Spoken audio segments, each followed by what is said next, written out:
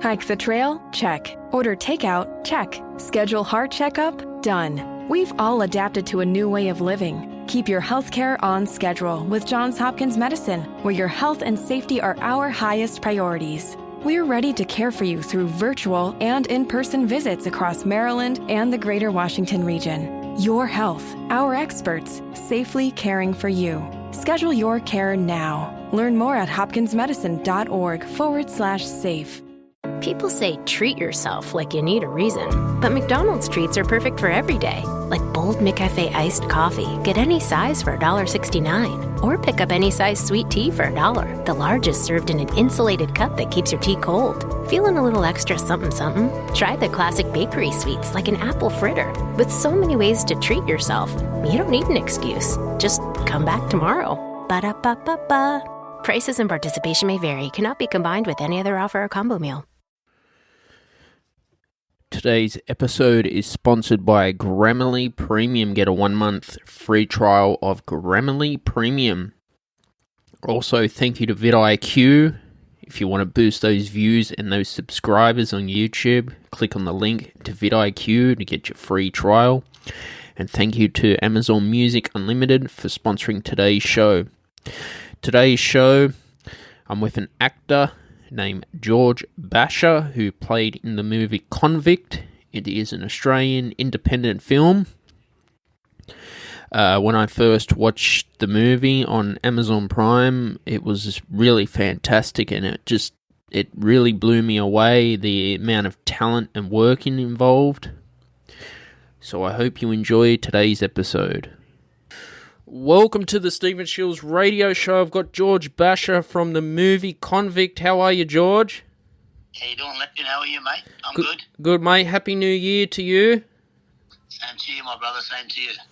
I wanted to talk about the movie Convict. I saw it on Amazon Prime, and I thought it was very fantastic acting and the stunt work you did.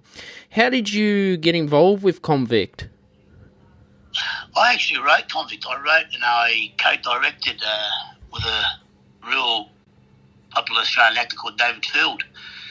I think the idea, I'm a big Sylvester Stallone fan, so the idea dropped to me that I'd always wanted to make a prison film. Mm-hmm. But for years I didn't know, what premise to use, what story to go with. Mm. And then when finally the penny dropped and I came up with this idea of an innocent man who gets caught up and accidentally kills someone, then he's stuck in this system, in a corrupt system in prison. And he's got to try to get himself out of there without killing anyone, because if he kills anyone, he's never going to get out. So I thought putting someone, and I think the biggest thing for me was, when someone goes to jail, do they come out better than they went in? And those things were really interesting, putting an innocent man in jail and putting him around murderers and rapists and all sorts, and how that would change a man. And I think that's what drove me to make the film. Yeah, because your character, he was an SAS soldier in the beginning. He was. Yeah, very respected soldier, and even then, as respected as he was, the government still threw him in prison. So yeah, there's no hiding for the character, and I just think that's what I wanted to build a character that had done so much, not just for his family, for himself, but he's fought for the country, for the government, and then one little slip up, and he's thrown in with the the worst of the worst. And what happens when you throw in a good man who's made a mistake?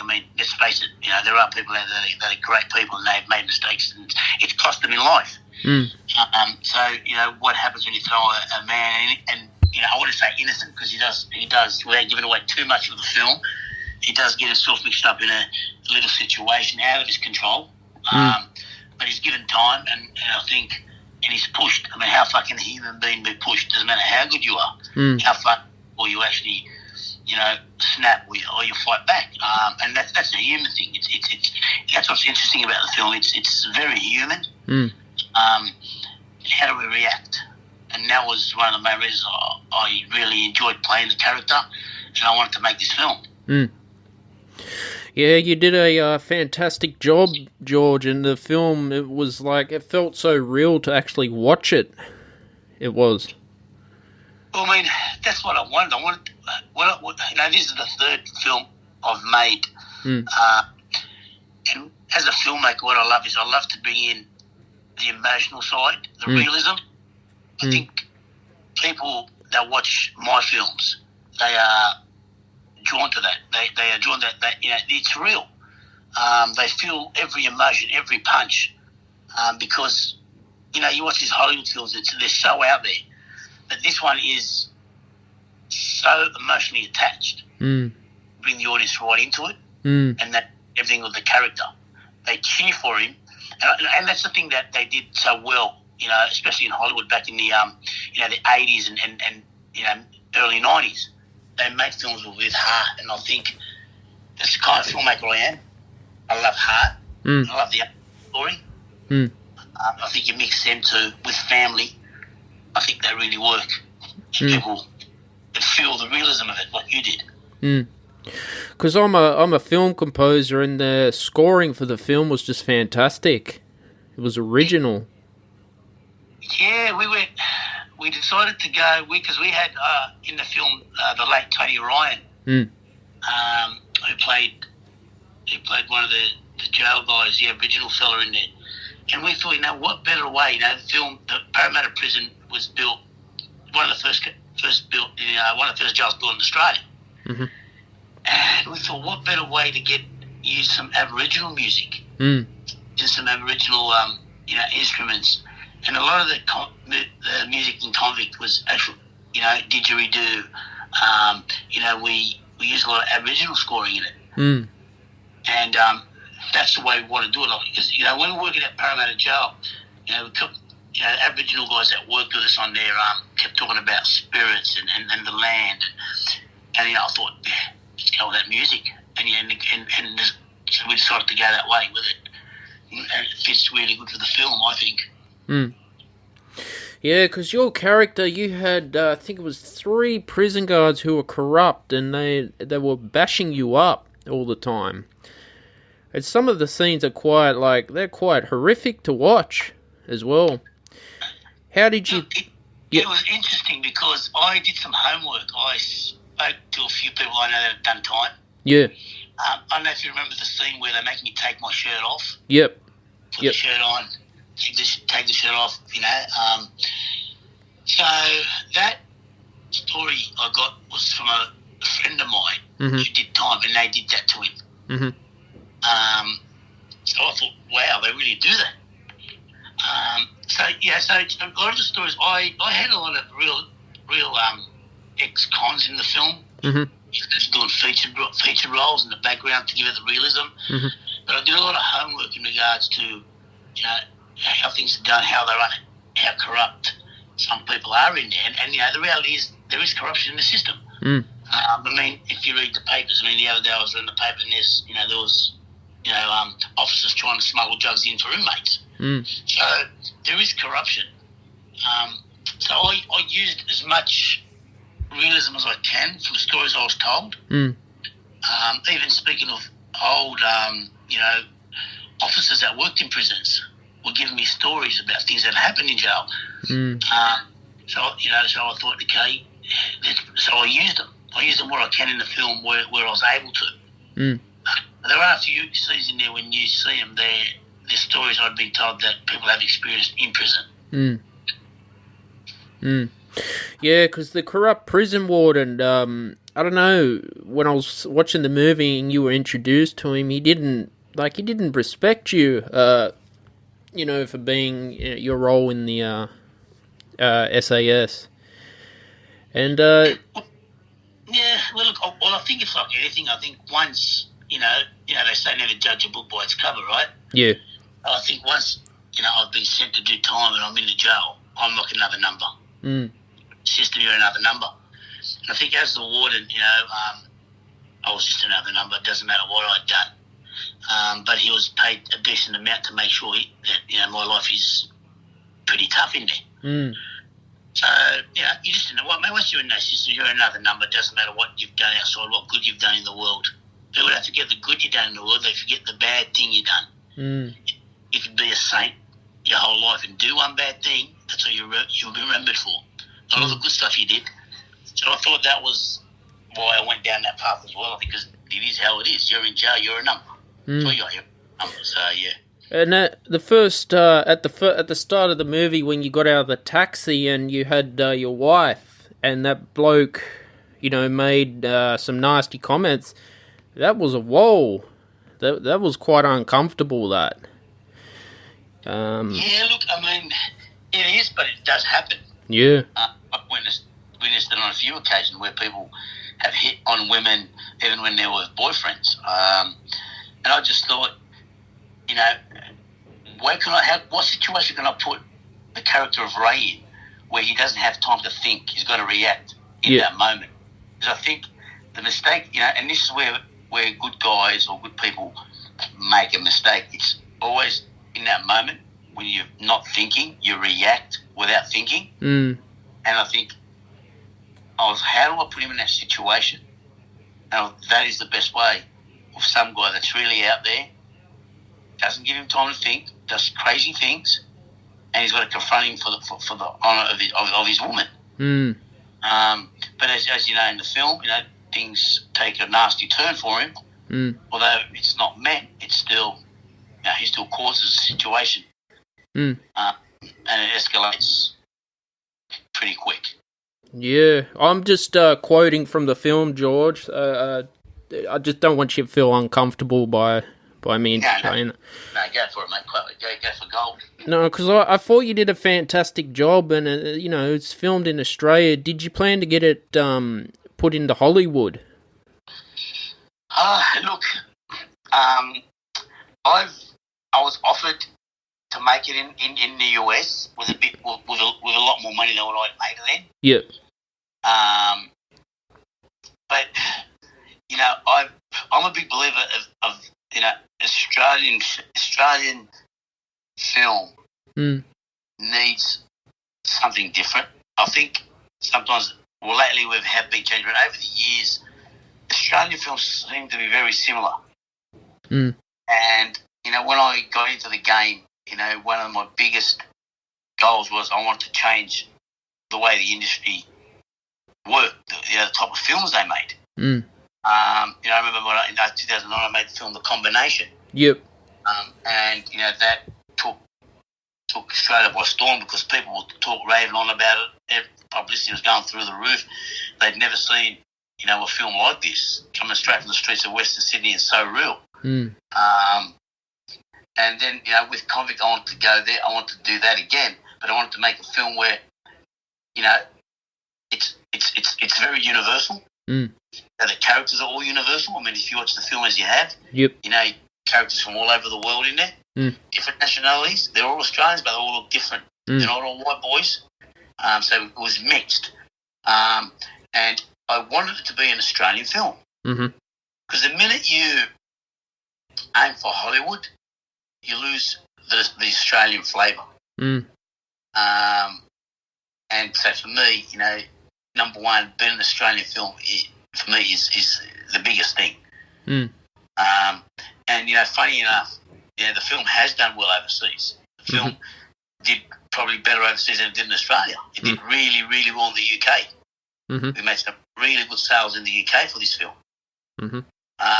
So, people have this thought about Hollywood, that, if it's not Hollywood, it doesn't really work. It's bull, because if it's a good film, it'll work. And you need to look at like Chopper and Mad Max. Great Aussie films. They went overseas and killed it. So for me, I'm as Australian as you get, and I love making Aussie films. I think once you go to Hollywood, you kind of sell your soul to a point. And I don't think I'm ready to do that at the moment. So I want to keep it, Australian made, Australian crew, Australian cast.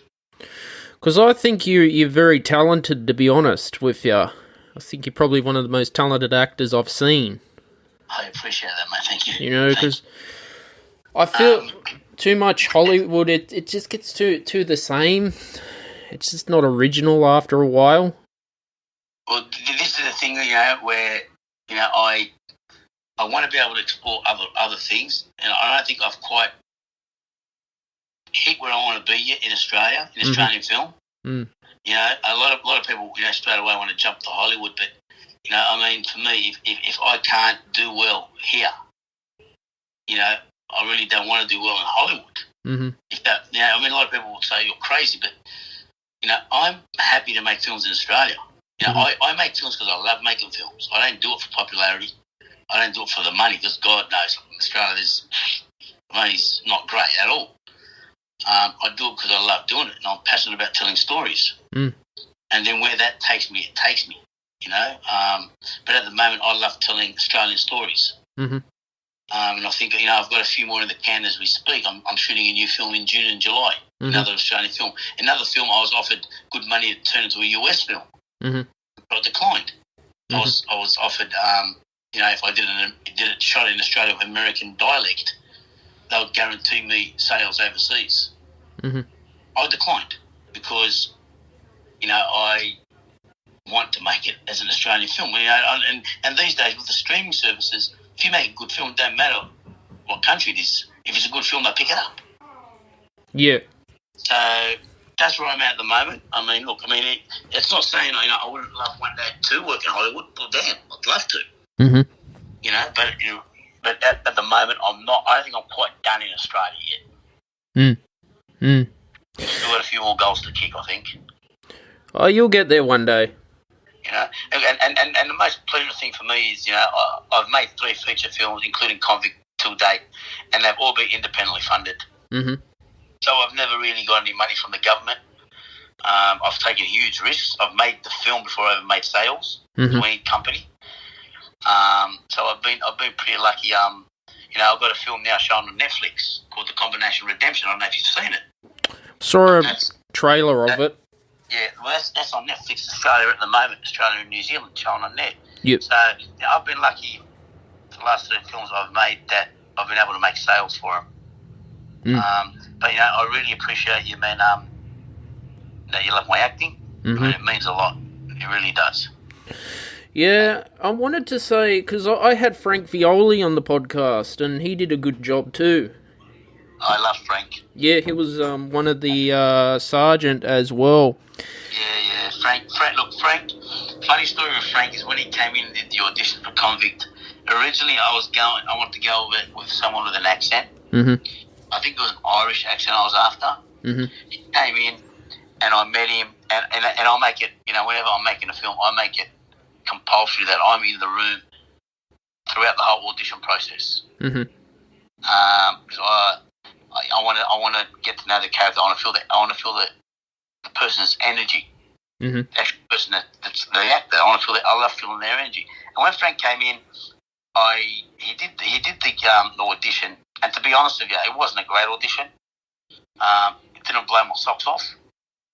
When me and the team were sitting through it, a couple of them didn't want Frank. Mm-hmm. They thought he didn't do a great audition. I said, yeah, I know, but I told him to do the Irish accent, and that could have thrown him off. Blah blah blah. But there was something in him I seen, and I knew that I knew he was a phenomenal actor. But I knew on that day something was off, so I overruled them all night, and I brought him on board. Mm. The rest is history. You saw how good he was. He was great at it. He was fantastic. Look, the whole cast. I can't say one bad thing, but anyone in the cast, they were all fantastic. They came out, they worked their socks off. They were fantastic. Frank was unbelievable. So was Richie Green. Mm. He was phenomenal in it. So was David Field, the warden, David Roberts. I kept going on and on about performances. I think everybody was great in it. Mm. How many hours a day were you on set? I can tell you, I would say we're shooting anywhere upwards from 10 to 14 hours a day. Wow. We shot that film, I think it was 19 days. Yep.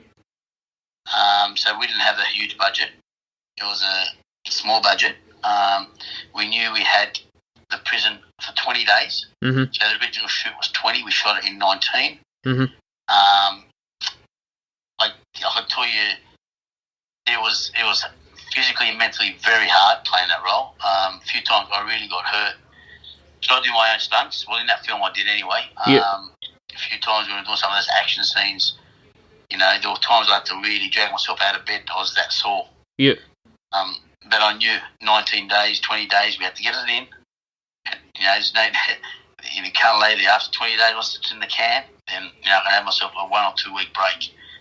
But look, we worked through cold. You know, there were days it was freezing in there. You know, the shower scenes. Yeah. And I can tell you, we were freezing. We were shaking every take. They had to get hot water bottles, blankets. Between takes, it was that cold. So there was no hot water in the showers? We were using cold water. Cold water, no hot water in the showers. It was all cold water. In winter, we shot it. Jesus. So, you know, it was it was a tough shoot, but you know, and I think that's what makes it work, because the actors, you know, really got in there and they dealt with the tough conditions. Mm. And then some of that shows on screen. Mm. But yeah, no, we battled through the conditions. We had a real good crew. You know, and we really, you know, got the job done.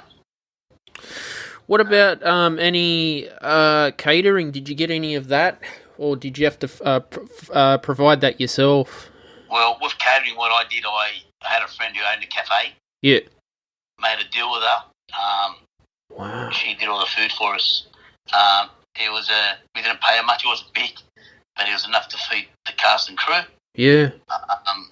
You know, we can't feed them, you know, great food, but we feed them good food. Yeah. No one complained. Everyone had a good feed, and you know, they were happy. So, you know, the good thing is when I make films here, I've got a lot of support from the community. Mm. So people come on board and they do it for cut price for me. They're not making money; they're just covering their materials, and they help out that way. No. And, you know, really appreciate it. Yeah. Without them, I wouldn't be able to make it. Yeah. And did you go to acting school, George? Yeah, I did. Funny enough, I did. I went to Broadway. Mm-hmm. A place used to be called Keen Kids Studio. Mm-hmm. That's where I started my acting. I went there, and then I remember landing my first gig in a film called Black Rock. Mm-hmm. In '97, I think. Opposite Heath Ledger. There was some real good casts in there. Mm. And then I got a taste for it, and I think once I got a taste for acting, I wanted more. And to be honest with you, I found it hard. Back in the 90s when I got into the acting game, it was very hard for ethnic actors to get in the game because there wasn't many roles written for us. Yep. So I really struggled to get I was getting a lot of stereotype casting, Australia's Most Wanted, you know, doing that kind of stuff, and I just kept telling my agent I wasn't interested. Yep. I wanted to do some real acting work, real work out there where I could show what I can do. Mm. And then, you know, it was hard. And so in the end, I got to a point where I was so frustrated that I wasn't able to even get into castings and auditions. Mm-hmm. That I decided, you know what, I'm going to make my own. So I wrote The Combination, which is based on my life. Mm-hmm. And then from there, you know, and even then when I made that film, I wasn't supposed to play the lead. I was supposed to play the villain, but then the director, David Field, you know, saw something in me and said, mate, you got to play this. Mm. And then from then the film came out, did well, and then I just wanted to make more, and I enjoyed the industry and kept going. And until this day, I've done some stuff, but you know, I just love doing my own thing. And if a good role comes up, you know, and I like it, I'll go for it. But you know, I just love telling stories. I love being involved in everything, I suppose. You know, bit of an actor, kind of writer, director type of thing. I love doing it all. Mm. Mm. What keeps you going during the hard times? Mate, my family. I got 3 kids. Yep. So they keep me going. I work. I don't solely rely on acting. Mm-hmm. So I have got a job. I work. That keeps me going. And if I miss the game, which I never do because I'm always doing something, so I'll be writing another script. or I'll be working on something else. I just finished shooting a short film for this other director I acted in. So now I'm constantly doing something in the game, in the industry. I'm constantly chasing something. I'm constantly got a project. At the moment, like I said, I'm shooting one in June. I've got another project I'm trying to get up. I'm working on a TV show. So so I keep myself busy that way. Otherwise, if you leave the game long enough, you just stop. Yep. But yeah, at the moment, I'm going full metal at it. So no rest for the wicked. What actors did you admire when you were growing up? I was a big Sylvester Stallone fan. I still am. Yep. Reason being, he's pretty much very similar to me, self-made. People never gave him a shot because of the way he spoke, his looks.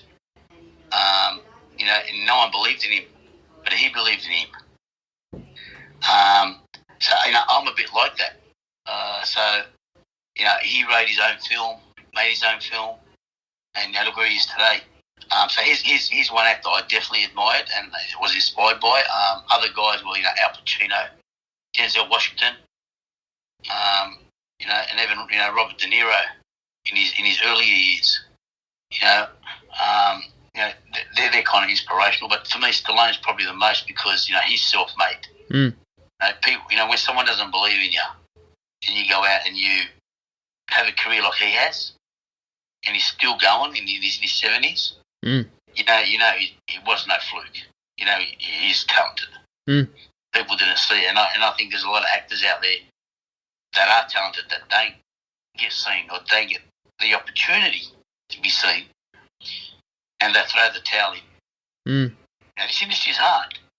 It is. It's very, very hard. So that's why I admire people that go after their dream. They go after it. Even as a film composer myself, it's very very picky. It's very, very tough. Yeah, Doesn't matter what part of the industry you're in, it is tough. Yeah. Because you go out there, you for example, you'll be composing, and then they don't like it. That's not what they want. That's not what they want. And that's the same thing with film. You show your film to a million investors. Do you find a couple that say, "Yep, we like it, we're in," or to a distributor, show it to a few, and to one likes it, they're in. It doesn't get easy. I think the easiest part of filmmaking is making a film. Yeah. I think making a film for me, although it's not easy, but for me it's the easiest part. But then getting the sales, finishing the film, getting it out there to the audience. Writing the film is, making the film, the shooting of the film for me is the most fun. So I admire anyone that goes out and has a crack. And that's why I think I'm a big Stallone fan because what he did kind of inspired me to do what I've done. Do you write all the scripts yourself? Yeah, all the films I've produced and been in the combinations and Convict, I've written them. That's cool. The film I'm making now, I'm making a movie called Retreat, shooting June, July. We're in pre-production at the moment. I wrote, I'm starring and I'm directing and I'm producing it. I'm working on another film with David Field, which we both wrote together. A film we're both going to direct. I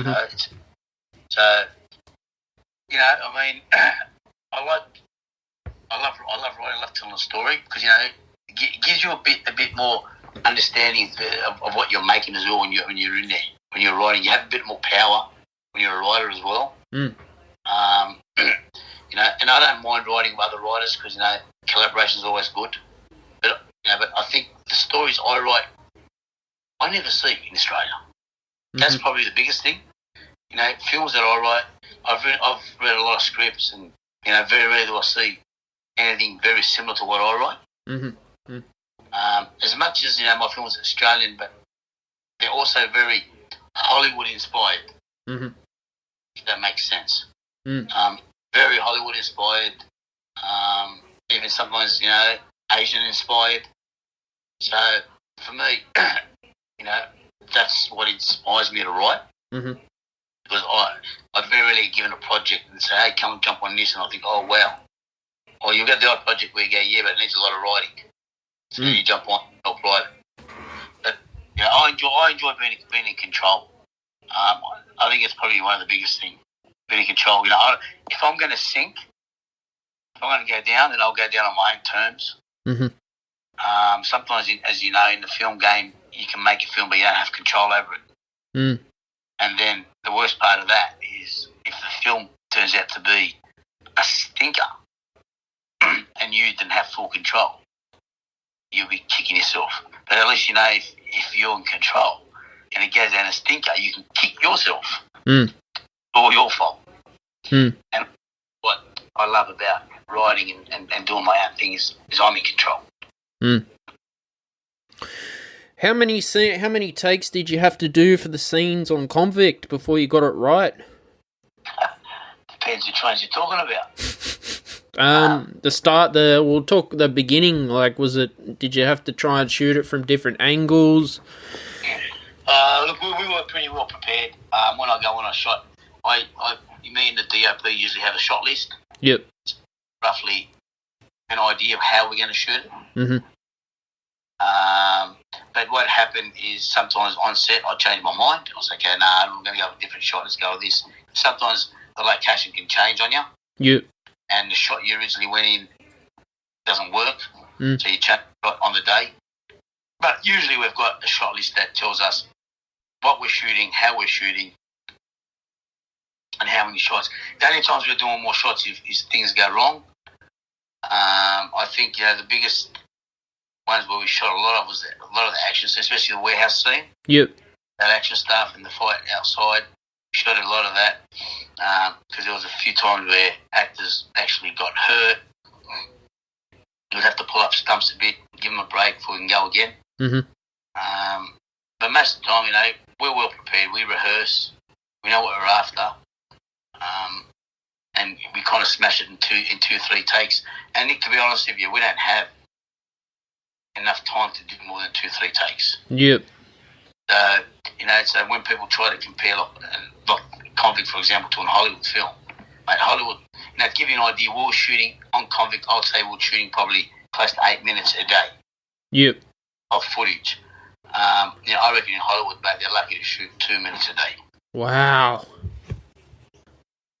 So, the amount of times they do the scenes and over until they get it right, we don't have that affordability. Mm. We got 1, 2 takes, 3 takes max, and we're moving on. And then even if they're not all great, we use the best take for the film and we move on. So when people try to compare, Aussie films, especially smaller budget films, to Hollywood films, especially in the acting department, it's very laughable because we don't have 30 takes. Mm. We don't have 15, 20 cameras rolling at once. So, it's a big difference. We don't have, a couple of months of preparation for rehearsals. We rehearse, a few days and we're on set. We're ready to go. Wow. Hence why Australian actors do so well overseas, because they're well equipped to doing smaller budget films. They went on the bigger budget. It's a lot easier for them. Mm. They prepare a lot more time to prepare. It's easier to prepare. Yeah. Yeah, look, George, I thank you for coming on today's episode today. No problem, my friend. Anytime. I appreciate it. Where can people find you on social media? Well, I'm on Instagram. It's at George Basha Official. Yep. And they can find me on Facebook, George Basha. Mm-hmm. They're the two. And I've got Twitter, George Basha on Twitter. Yep. But Instagram's a big one, George Basha Official. Thank you for listening to today's episode of the podcast with George Basha. It was amazing. It was fantastic. Thank you to the sponsors Grammarly Premium, vidIQ, and Amazon Music Unlimited for sponsoring today's show. All you need to do is visit the links in the description to find out more. Thank you for listening to today's episode. Also, remember to turn on your notifications, leave a review on your podcast app on Apple Podcasts, subscribe to the podcast. Also, you can subscribe to my YouTube channel, turn on those notifications. You can listen to my latest single on Spotify, Apocalypse. Links in the description down below, or you can go to Bandcamp and check out my first album, Death and Life. Cheers, everyone. Bye for now. At Facebook, we continue to take critical steps to better secure our platforms, including more than tripling safety and security teams to 35,000 people and partnering with security researchers, other tech companies, and law enforcement. What's next? We support updating internet regulations to address today's challenges and hold companies, including Facebook, accountable for preventing election interference, protecting people's privacy, and enabling safe and easy data portability between platforms. Learn more at about.fb.com/regulations. Ladies and gentlemen, today's opponents on Man vs. Train. At the crossing, we have Rick, a 175-pound frustrated man who's running late for work. And on the tracks, we have Bull, a 1,000,000-pound freight train that takes a mile to stop. Let's see who comes out on top.